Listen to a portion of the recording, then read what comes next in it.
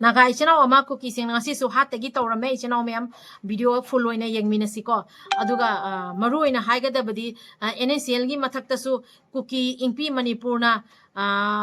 counterterrorism attack taunaba haibadi central government nge famda taksan khare amadi kuki ingpi manipurna manipur thugai ba natana kuki singi hingna balambi leite kuki singna taleba separate administration gi demand se natana kuki singi hingna balambi leite ana so phongdo khare aduda central government na tumina lei manipur se lan lotion ge haiba taraga de kuki singna taliba demand ani ranna talakan waina central government na kuki singi machinda hare wafam se khumbangam de leiba manipur gi parja Meetei amadi yelomi singi mitta utchai oina central force kaya ama pusalai somdana kuki singda achakpa maida gi haijal hali separate administration demand to ibodo thingbangam de aduga akhoi huji entire district economic blockade to ibose atai suena khongjang kanjalani hairi ko chino mem aduda anoba team amaso hangdo khare repeat response team haina adugi convener na phongdo khibada kuki singda kana gumba amana posei thinba yaroi posei piba yaroi kari gumba aduda chenaramba any community gi any miyoi amo ojasano aduda sabsaba serak lakane wafam su haire eko adu isa isa na khangadamni manipur de hujik tori base karino manipur se hujik ing tapase kramaina puraktoi bano naga amadi Meetei mayam nangasi leiry base tori base kari gi tamaktana mayam gi tamaktani manipur gi tamaktani aduna kuki singda kari gi posei pidri bano any community gi misu ojasano tori base karino wakal munna khandaminasi isinau mayam ado hujik video se fuloina mathang mathang yengjerasi ko ai part hapserake aduga akhoi gi naga ichano ama hatagi tormi bado adusu karigumba halamba taragadi makoi khangde haiduri bani mamangda akhoi gi naga ichano taruk makoi na aduk tamthina halebada makoi phade na machin thiba ngami bani victim oriba akhoi naga ichano nupi singduna pha khiyai ba haina makoi na phade na hairi bani ba ado ichano mayam video se fuloina yengminersi details se pijarake ko ichano mayam kuki singna naga ichano singi khongda changja khare naga ga kuki ga hana gumna nuksi chanana lemina si haina kuki singna naga ichana singi makhongda khurumja khare changja khare khani mamangda aikhoi gi Meetei singi khongda kuki singna khurumba changam mani khong pairaga ko hojeng ka muna ga ichana singda mu khurumba changkhare aijolda mi pham ama phami adubu mi pham da mai pakhi de ichana mem asugumba kuki singna nauna lalong ke ama sanari ngasisu naga ichana ama kuki singna hatagi tawrure ichana mem kuki singna nongmai tamaga namna pharaga puraga nongmai namna pharaga puraga kuki khunlonda pusallure aduga nongmai batna kyarak amasu suyeina hairi ichana mem hairi basina avnas kasar sikibung sekabung hairi ba khundudagi ni ko adugi khundugi manakta naga ichana singi khunama leiry hairi adugi khunduda pukhri ama leiba pukhri duda kuki singna dynamo sijanaraga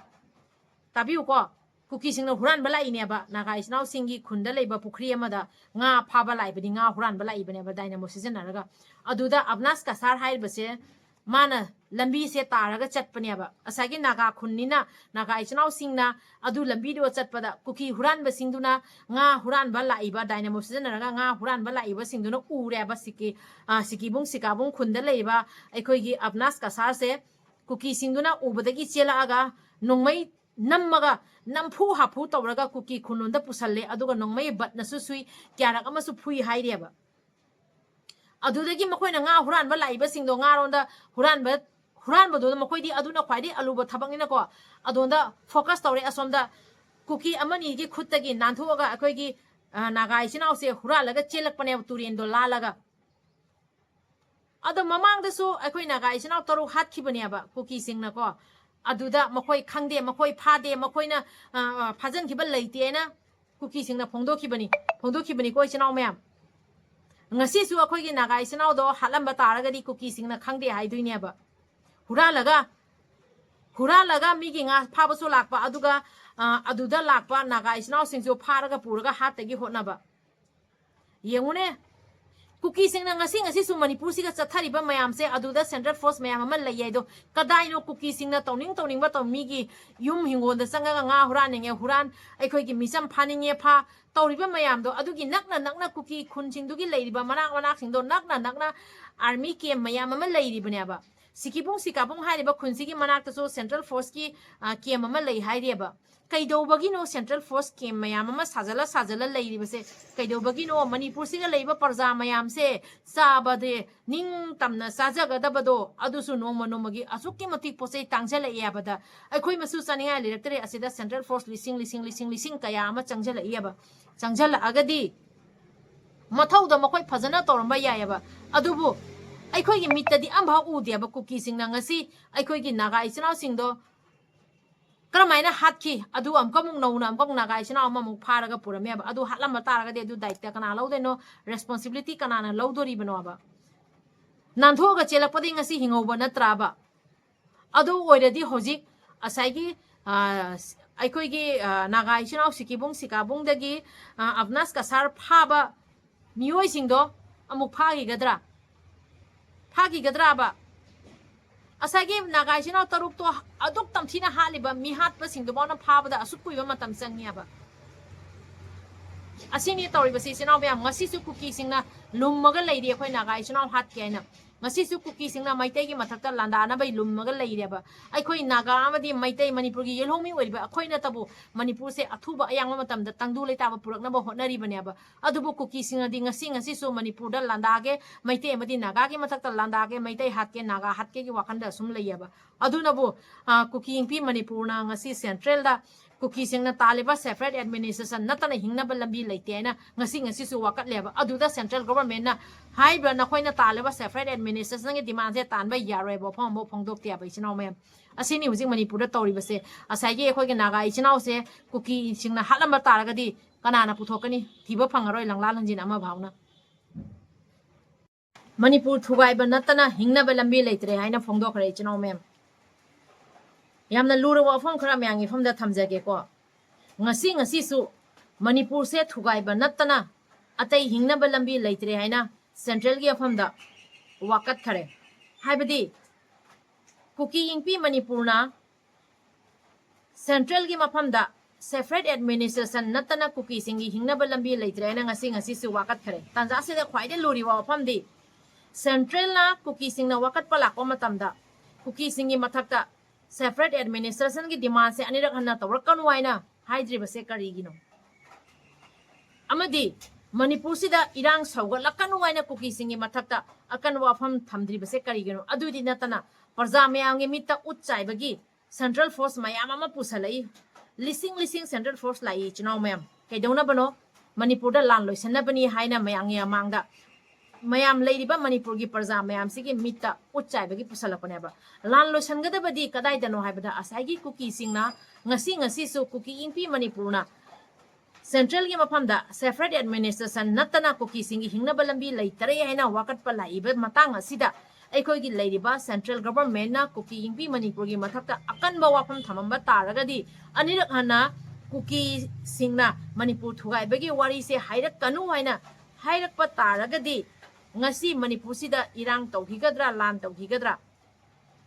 adumda lan loisanbagi wafam di thamde aduga asomdana central force mayam ama pusalaga parja gi mamangda central force mayam ama lai lan loisana baina parja gi mita utchai reba nakana maromdana kuki singi mathakta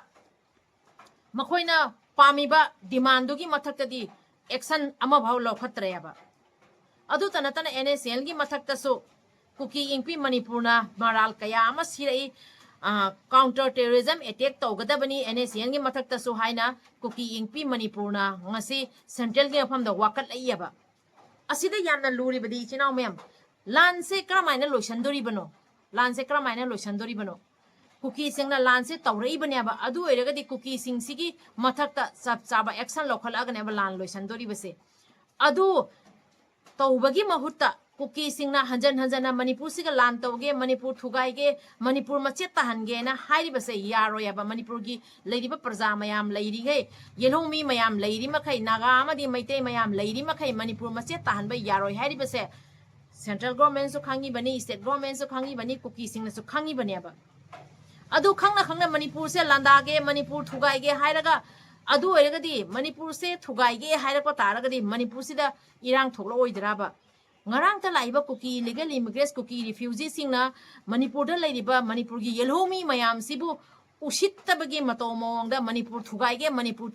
ngasisu lauribase aikhoi state ki leiba state government manipur gi cm sibu usittaba amadi manipur gi leiba yelomi parja mayam sibu usittabani habase asidei hena kari haidori banaba ado central na hariba lanse loisanba pamba taragadi central na loisaningba taragadi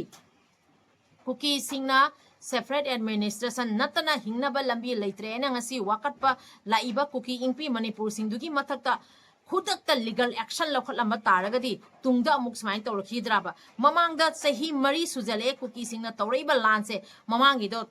oikhibado oikhare haukhibado haukhare ado ngasi di lanse loisalage na khogi central na khanbidri base kari ginaba lanse loisange na khanba taragadi kuki singna ngasi kuki ingpi manipur na central ge aphamda wakalaga kuki singna taleba separate administration se natana kuki singi hingnaba lambi leitre na hairei base asi kanana kuki singbo power pi badegi harewa wafam se haibangami banaba central na thingba taragadi harewa wafam se kuki singna haibangam godraba asi legal gi oiba pot laba manipur thugaige mache tahan gi hairi bisibu ain gi oina legal process da chalaga yaba thabak laba kuki singi horak phamraba manipur se manipur da leiriba naga manipur da leiriba meitei manipur gi yelhomi mayam sena kari tawrakani kari hairakani abase kuki singna su khangi bani central government su khangi bani amadi state government su khangi bani adu khangna haureiba lando loisanbagi mahuta aikhoi gi leiba manipur gi yelhomi mayam singsigi mathakta manipur gi parja mayam singsigi mitta utchaibagumna central force mayam ama thajale para commando change special training tawre aduga makhal kaya gi akhoi repetition khangde army khangde crpf khangde makhal kaya gi force changai base kari tawna ba changai bano nakana moromdana kanna mai se saugatlaga achakpa mai duga ghi hapaga maikhu Maidugi chaklaiba maikhududa ising kapsalaga mayamgi mamangda mayamgi mitta utchaibagumna is makoise ising chairi he mai muthatnaba hotnari he haiba nakana madana mai se kanna chakhallaga maiduga ghi haiba leptriaba aduna tro kuki singna ngasi manipur sida manipur thugaige na hanjana central game famda manipur siga landage manipur mache tahange manipur gi leiba yelhomi naga amadi meitei singi mathakta attack tauge haiba natraba aikoi gi central government gi mathakta kuki singna manipur se tokhai tahanba natana kuki singi hingna balambi leite haiba wafam thambang ngami base kanana power pi badegi ngami ba no ai base wahang amoina hangjageba central force lising su changak sanu kuki singna taliba demand se asigi mathakta aikoi gi leiriba central government na action lowdri makhagi hojik changai ba lising du ta natene lakh crore central force changa asu manipur da lan loiroi manipur da erang loiroi kuki singi mathakta legal action lokhat piu separate administration gi demand taliba tongan ba union territory ama taliba se asi yaroi habo afam je sima khaktang hairakpada kuki singi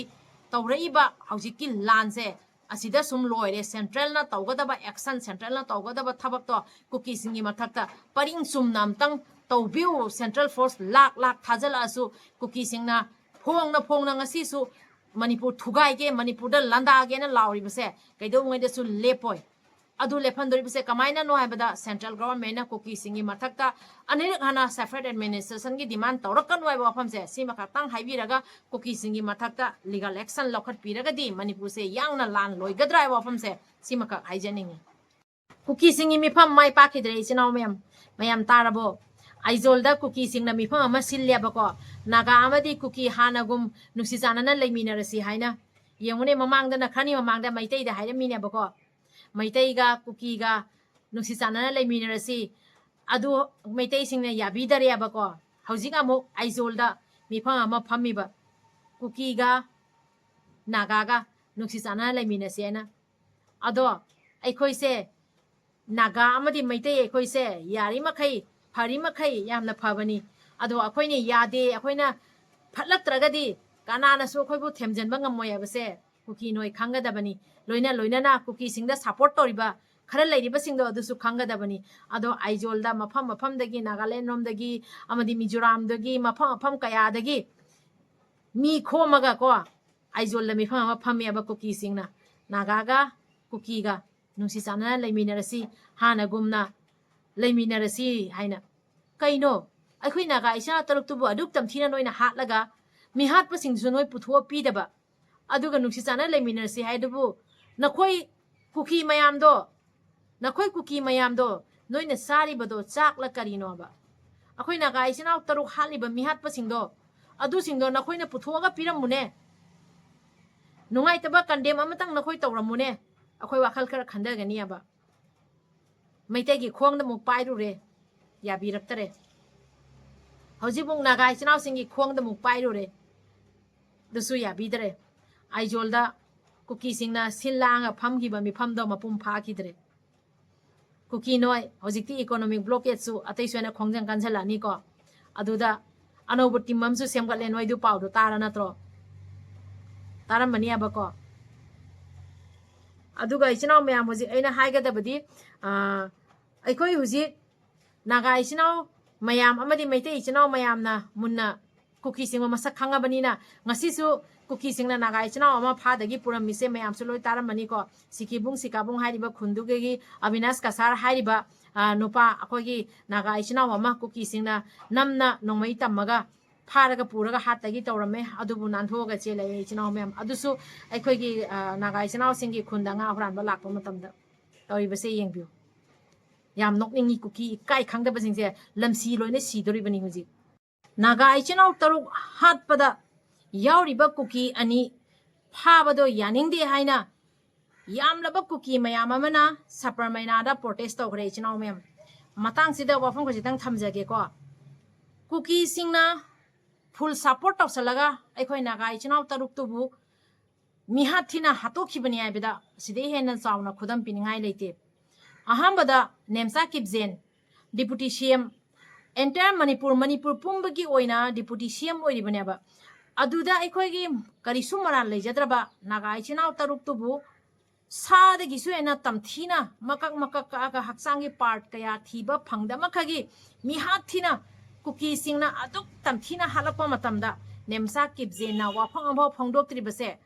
nemsa kipzena support tawri haibada kari kaira gyaba kuki singi MLA oigara minister oigara parja oigara makhoidi full support tawsalaga misam parja kayabo halhalliaba ngasi yamlaba sapar mainada kuki mayam amana naga ichinaw taru hatpada senariba kuki nupa ani ngarang NIA investigation tawbagi matungina kuki nupa ani phare haibagi matungda kuki mayam amana sapar mainada yaningdaba phongduaga protest tawribase kari hairibano se karino moina khalliba wakhanse aduk tamthina mi bu sanga dagi hena tamthina makak ga hatliba mihatpada chenariba adugumba mihatpa singdubu phaba matamda makhoisu support tawrowaba humanity ground da yengwaba miyoibagi minungsida aikhoi gi miyoiba amna chatkadaba lambi lamcha sajato kuki singda ama bawna yawdeba aduna bungasi amukamuk nauna aikhoi gi naga ichinaw ama kuki singna amukamuk nauna pharaga puraga hattagi tawramiaba ichinaw mayam aduna haijagadabadi illegal immigrants kuki narco-terrorism na ngasisu manipur thugai ge haina aikhoi gi central government da kuki ingpi manipur na taksalliaba adu tanatana naga ichinaw taruk hatkhiba family taruk to justice phangdingai manungda amukamuk naga ichinaw amamuk nauna pharaga puraga hattagi tawrameaba khallune ado ngarang NIA na kuki nupa ani phare aikhoi gi naga ichinaw taruk to hatpada chenabani haibadagi phabado adu dubu yaningde aina kuki singna phongdoi base makoi je terrorist na te aina karmaina haidori banoba aikhoi gi leiba leingak na kuki sing jigi mathakta sab saba action lokhate sab saba terrorism ni aina makoi bu lauthokte aduna bu hanjen hanjena manipur sida micham phara ga hatpagi thabak se lepa naide amukasu aikhoi gi naga ichinaw taru hatpagi matungda naga ichinaw amasu phara ga puraga hattagi tawramme ba asi lep khiroi loi khiroi kuki singi mathakta aikhoi gi leingak na sab saba action lokhatri mai khai aikhoi gi center force lising kaya changa asu lak changa asu irang se loi khiroi aduna nemsa kepjena deputy CM oina leiry base aikhoi mayam na yaningde pende base leingak na khangi bani state government na khangi bani central government na khangi bani khangna pham na heli pham nungsi aina aina pairiba pham do kanna chetna paisa na leiraga ngahak thawdok tholakpa matamda misi mina tholakpa matamda mafam sing duga chatlaga condemn tawjari yaningdeba phongdokjari adumaina wafam khara hekta mafam du da haibagi matungda nonga lakpaga numi nini subaga loina kauthokpagi thawdok ama tawbase si yamna yaningde pende wafam se si hainingi aduga aikhoi Meetei gi khun da changjalaga amadi aikhoi gi nagai chinaw singi khunda changjalaga Kuki singna huran chinthiba tawriba pukhi dagi dynamo sijanaraga nga pha dagi tawramba adugumba kaya ama ngasi maksu leptri abai chinaw me aduna hujik haigadabadi aikhoi gi Meetei amadi naga Manipur gi yelhomi leiriba mayam sidi humanitarian ground mioi bagi minungsi yamna khangi Kuki singidi CM oigara MLA oigara minister oigara micham oigara makhoi mihingsa hingcha jaitam mibu hat patupa tawbada full support tawna makhoi hekta apun moine lepiaba adugumba terrorism illegal immigrants Kuki narco terrorist singsibu aikhoi gi central government na terrorist na lauthokta base asi khwaidagi hena laibak thibani khwaidagi hena pendabani ahomse simakhak phongdok chaningi entire district economic blockade se atei soina khongjang kanjalani amadi anoba team amasu sem khare chinaw me am semi basina repeat response team hairiko aduda hoji Manipur da tawriba economic blockade se karigino habida Manipur kanbagini habase Manipur manung da leiriba mayamna loina khambam thoi ko haibadi aikhoi yelhomi oiriba aikhoina ngasi thamiba blockade se naga amadi Meetei mayamna ngasi tawriba khongjang changjalai bisa karigino haibase leiriba nakhoi mayam khambam thoktraba asida karigino aikhoi gi Meetei amadi naga nataba kharana Kuki singi posei puthok pusin tawbase yadena hanjan thingna asum nakhoina posei puthok pusin tawribase Manipur gi yelhomi mayam sebu usittaba haibadura natragana nakhoi Manipur sida lainingdre hairibra ado ngasi entire district Manipur entire district economic blockade tawribase hena khongjang se kanjalani haina repeat response team mama lokhot pase semi base asida hujik laukthoi base tungda amuka kanagumba community kanagumba amana hek any community kisi oijasano kanagumba mioi amana Kuki singi posei puthok pusin tawrame Kuki singda posei pirure amadi Kuki singi posei puthok pusin tawbada chenarami haina taba taragadi adugi mathakta sab action lokholakani aduda nasana daita pugadabani haina akhoi gi hujik nongna semi ba repeat response team gi ko convener oiribana ngarang press release tor pamatamda phongdo khrabani ko tarai khalloi si hujik Manipur da tawri base nongma gi aningda kumthara ibani ko Manipur se ngasi sahi kaya bek chathagrabani si kawroidabani ko aduda kaisu nattaba damaina thawa sadana usit thawaidana Manipur da leiriba yelhomi singna tawriba thabak sida apanba pirakpa taragadi nasa da kari oirakani nasa adugi daita lawgadabani aduga aikhoi gi nongna semiba team repeat response team gi convener na phongdoi wa pham sida mayam punamaksu saruk yaminasi aduga aikhoi gi hujik thammiba entire district economic blockade sida akhoi punamak apun boina khongjang changjan minaraga apun boina sogat minasi aphamse si haijage Kuki singi thingadaba makhoi gi maru thudekadaba lambi sune economic blockade sina yamna sauraba lambi ama oiraktoribani Kuki singna makhutta khulai matik chana pairaga chatho sin tawriba misamgi mathakta otpa neiba tawriba hatningma mongda hatliba tupninga mongda tuppiba asigumba mayam se kadai dagino aduna akhoina hujik economic blockade ama tawribase asise akhoi mayam punna saugat minaraga asida apun boina lepminasi aduna taba nan Manipuri su khara yauri aduna taba khara su leiri ko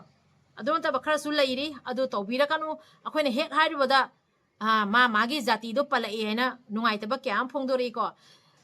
Meetei masa oiramba taragadi Meetei haidarabani naga oiramba taragadi naga haidoribani ko ado naga punamakta haibanate Meetei punamakta haibanate aba adumaina nakhoi gi jati da dumaina thokleibado nakhoi sana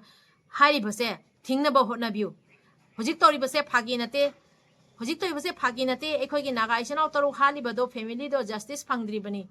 adu tanatana aikhoi gi Meetei masa mama ga tumno leiribado seibo phadribado adu zo hatpi gribani adugumba masing thingamdana leiribani asugumba kaya se ngasi jawphawda justice phangdaduna leiribani ko aduna hojik manipur da toribase karina wakhal muna khanda binaga lawgadaba thawdang do lawdringai matungda lawdringai gi mamangda chamala khanbi tungda khallaga kanaroi ko lale hairaga yadoriba nate mamangda soigibade soigare hojikti kuki singi tamakta posei puba yaro hena phongdoibase asi punamakna wakhal tamina si awfamse si haijege pari mom channel sibu yengbiriba mayam punang poi kai khomnajari ichinaw mayam akhoi huji mit mai pangasi anaga ichinaw oisu Meetei ichinaw oirasu amadi manipur da leiriba mayamna huji ki toriba lanse karino khangbiraga lansi da huji kari tobam thoke base isa isa logodaba daita isa isa gi lobam thokpa responsibility lowina se ahomse si haijege nan manipuri oigara any community gi oijasano manipur ngasi chathari base karino ai base mayam punamakna loina uribani una khangna khangjane deba sabase asima khakti to minaroi se ahomse si haijege manipur sida ing tappa pura aga manipur sida nungai yaifana puraga mayam punamak nuksi sanana nungai yaifana leimine se ahomse si haijege aikhoi gi naga amadi Meetei akoina ngasi chathariba se karino economic blockade amang ngasi chathariba se manipur sida tangdu leitaba purakna bani manipur se chathariba lan se kuki singna kramaina chathayaba se mayam punama khangi bani khangna una usina daba sara kuki singi posai pithok pusin tawpada saruk yariba mioi khara do adu tungdadi amuk tawbira anu mamangda haukhibadi haukhare ngasi dagi di hariba thabak se tawbira no haina akoi gi repeat akoi gi anoba team ama semi badako repeat response team haina anoba team ama sem grabani ko adugi convener na phongdo ki wafam do aduda senare me ba mioi dugi mathakta chap chaba legal action lokholakpa matamda nasana sana daite pugadabani amse asi khandamina si ko manipur manungda leiragadi manipur se ayangba thu matamda karamaina tangdu leita purak tori banoi base mayam sena tori base karino base munna khandamina si soi khare hairaga yaba matam nate ko soidana ba chatmina si tawdoriba thabak se aranba thabakni sina aphaba thabakni base aikhoi loina khangni bani khangna aranba thabakta saruk yami naroi si ahom se si haijege chinaw me pari mom channel se bu yengbiriba mayam punam ke phamda ikok nonjari ngasi gidi video se matang se galoi sanjarege video se ga soiran yaukhiba ka leirega sungakpi waina pari mom channel se bu yengbiriba mayam punam ke phamda ikok nonjari kanglei pangna yai fare ibdo pakhang mana yai fare